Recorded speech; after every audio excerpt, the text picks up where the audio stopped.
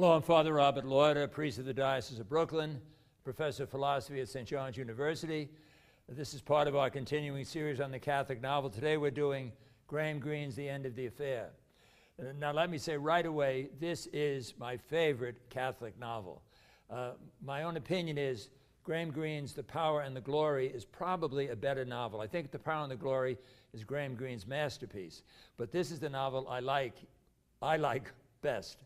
Not only of Graham Greene's work, not only of Catholic novels, but of any novel. I read it first when I was in college. Now, I remember I went to my spiritual director, my confessor, and said, is it okay if I read Graham Greene's The End of the Affair? Because I had heard it was an extremely sexual novel. Now, there are a lot of sexual symbols in it, but in terms of being suggestive, compared to what's being written today, this is a pretty mild novel. Like, I would not hesitate to have seniors in high school to read this novel. The epilogue is this: man has places in his heart which do not yet exist, and suffering enters them so that they may have existence. And that's from the Catholic radical Leon Bloy, B-L-O-Y, who was the godfather of Jacques and Marie Samaritan. And I think that little quote catches the whole novel. So you know what I'm going to do? I think the first two paragraphs of the novel are really tops. They grab you right away. And so I'm going to read them, and then I'm going to comment on them. So it begins. Ready? A story has no beginning or end. Arbitrarily, one chooses that moment of experience from which to look back or from which to look ahead. I say one chooses with the inaccurate pride of a professional writer who, when he has been seriously noted at all, has been praised for his technical ability. But do I, in fact, of my own will, choose that black, wet January night on the Common in 1946, the sight of Henry Miles slanting across the wide river of rain? Or did those images choose me? It is convenient, it is correct, according to the rules of my craft, to begin just there. But if I had believed then in a God, I could also have believed in a hand plucking at my elbow, suggesting, speak to him. He hasn't seen you yet. For why should I have spoken to him? If hate is not too large a term to use in relation to any human being, I hated Henry. I hated his wife, Sarah, too. And I suppose he surely at times must have hated his wife and that other, in whom in those days we were lucky enough not to believe. So this is a record of hate far more than of love. And if I say anything good about Henry or Sarah, I can be trusted.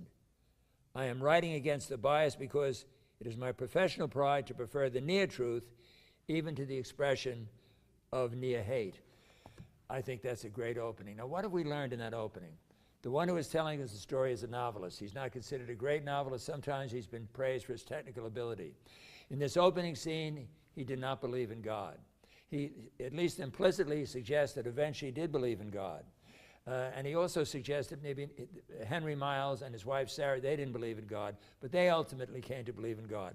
So the end of the affair, I think it's got at least two meanings, at least two.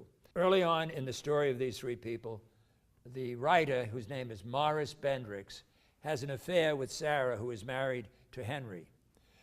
Sarah Miles is married to Henry Miles. So he has an affair with her. And they're very much in love, but she feels she can't leave Henry. They've been married a long time and so on, but there's very little passion left in their relationship. Morris and Sarah plan a weekend together, but it's during the Second World War, and the Germans are bombing London. Morris leaves the bedroom where they've been making love. He's going to go downstairs to see if any damage has been done. And when he goes down, a bomb hits the hotel they're in. Sarah goes down and sees him lying under debris, and she is certain that he's dead. She goes back upstairs, and she kneels down and says, "Oh, dear God, let him live. Let him live. I know I've been terrible. I know I've been a sinner, but let him live. If you let him live, I'll do anything. If you let him live, I'll give him up." She turns, and into the room walks Morris Bendrix. Now, question, was he really dead? Is this really a miracle? Or is, in God's providence, was he never dead, but she came to think he was dead, and it's going to have the same effect on her? So she feels she has to keep this vow, though she's not even sure she believes in God. But she feels bound by it. And so she breaks off with Morris Benders, and he doesn't know why. So he thinks she's taken a new lover. And of course she has, but it's not a human being. It's God. And then Green does something I think is so clever. Morris hires a detective to follow her, to find out. And Henry is suspicious that she's having an affair with somebody, but it's not that at all. What's happening is she's going to see a priest for instructions, and she's also often visiting Catholic churches. So the detective, who's really a kind of comedy relief, is able to steal Sarah's diary. And he thinks this is going to be wonderful because this will prove that she's having an adulterous affair, and that will very much please Morris Benders. He'll know the truth. So Morris starts reading the diary, and there's a great deal of love talk in it. Morris and the reader perhaps also. I've read this book so many times. I'm not sure what I thought the first time. I think the reader too suspects that she's talking about some human lover, but she isn't.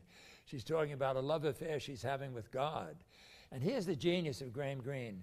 That diary really sounds like it was written by a female. I mean, don't ask me how Graham Greene did this. I don't know, but it's, you know what it reminds me of? It reminds me of a female Confessions of St. Augustine. I mean, that's how much that's how moving I find this and how powerful I find it. When I first read this in college, I had the feeling at times truths about God were leaping off the page at me. And that's why I'm so excited about this series. As I've told many people, I still think that the Catholic novel is a treasure that Catholics don't realize, many Catholics don't realize is available. And though we don't ordinarily talk about novels being spiritual reading, in my own life, they have been some of the best spiritual reading I've ever done.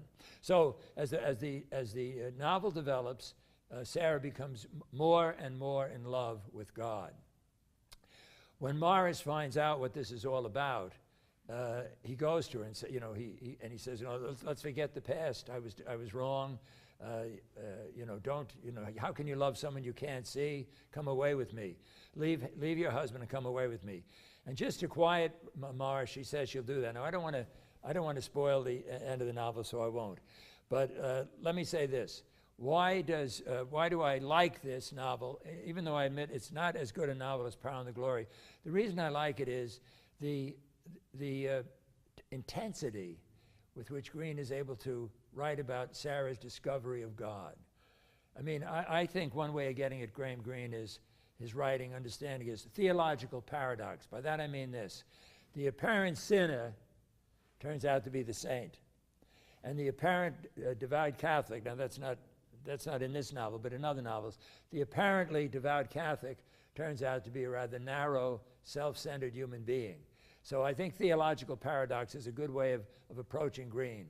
And at one point in the novel, Morris feels that God is after him. And he begins to suspect that Sarah is a saint.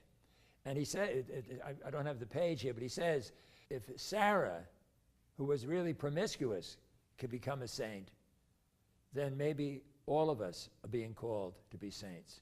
And that's just one example of what I think is just terrific writing, okay?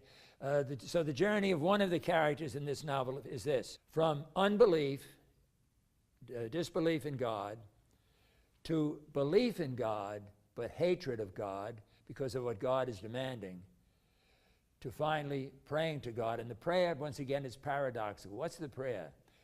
Dear God, leave me alone. I'm too old to love. I'm too old to learn to love.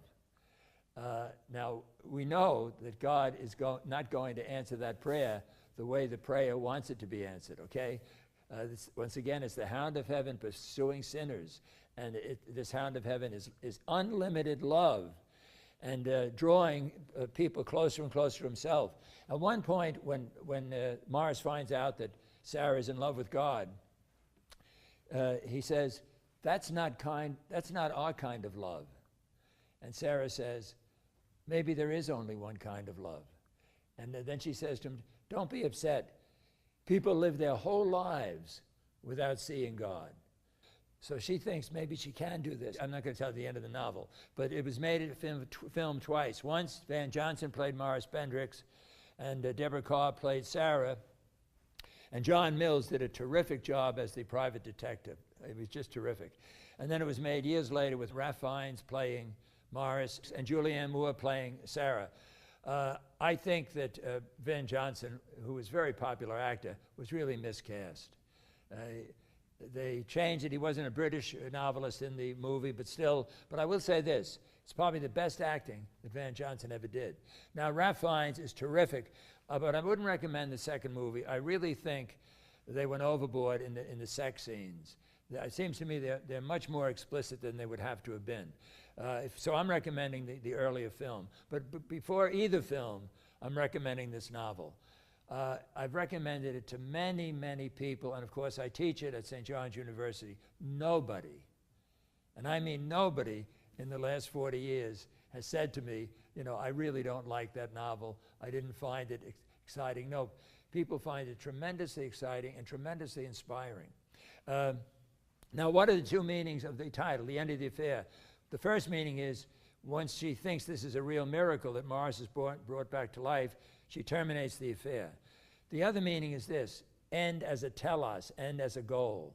So the affair, this adulterous affair ultimately leads to love of God. So the suggestion, the hint that Green is making, of course, is love anything, and you're on your way toward God.